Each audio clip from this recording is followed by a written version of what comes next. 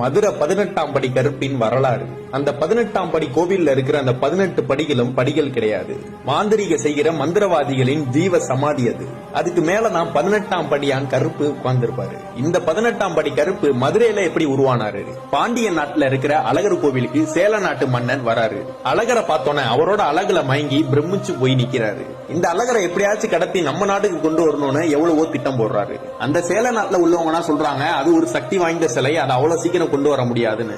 எப்படியாவது அந்த சிலையை எடுத்துட்டு வந்துடணும்னு 18 மந்திரவாதிகளை ஏற்பாடு பண்றாரு சேல நாட்டு அரசர். அந்த மந்திரவாதிகளும் சொல்றாங்க அந்த கடவுள் ரொம்ப சக்தி வாய்ந்தவர், மாந்திரிகம் தாந்திரிகம்னா செஞ்சுதான் அந்த சிலையை கட்டுப்படுத்தி எங்களால கொண்டு வர முடியும்னு சொல்றாங்க.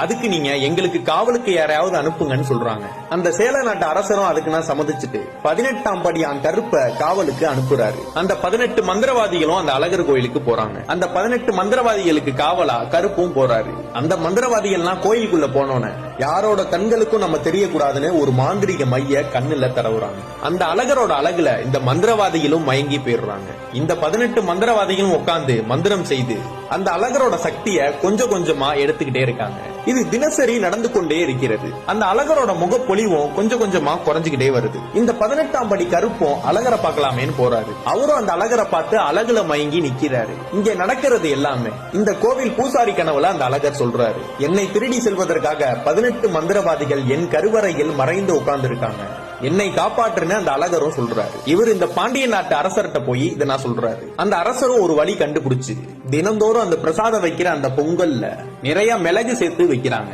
அதெல்லாம் சாப்பிட்ட அந்த 18 மந்திரவாதிகளுக்கும் மிளகோட காட்டத்தினால அவங்க கண்ணுல பூசின அந்த மையினா அழிஞ்சு அவங்களோட உருவனா தெரிய ஆரம்பிக்குது. அந்த 18 மந்திரவாதிகளும் அந்த ஊர் மக்கள் கண்களுக்கு தெரிய ஆரம்பிச்சிட்டாங்க. அந்த மந்திரவாதிகள் இந்த அழகரை எங்கள் நாட்டுக்கு கடத்த வந்தது உண்மைதான், ஆனா அந்த அழகரை பார்த்து அவரோட அழகுல மயங்கினதும் உண்மைதான். அந்த 18ஆம் படியான் கருப்பும் வெளியில வராரு. எனக்கு இங்க இருந்து சேல தேசம் போக விருப்பம் இல்ல, அதனால இந்த கல்லழகருக்கு நான் காவலா இருக்கேன்னு சொல்றாரு. இந்த 18 மந்திரவாதிகளும் நாங்கள் எல்லாரும் செய்தது தவறுன்னு சொல்லி எந்த அழகரை நாங்கள் கடத்த சென்றோமோ அந்த அழகருக்கு காவலா நாங்க இருக்கோம், அந்த பொறுப்பை எங்களுக்கு கொடுங்கன்னு சொல்றாங்க.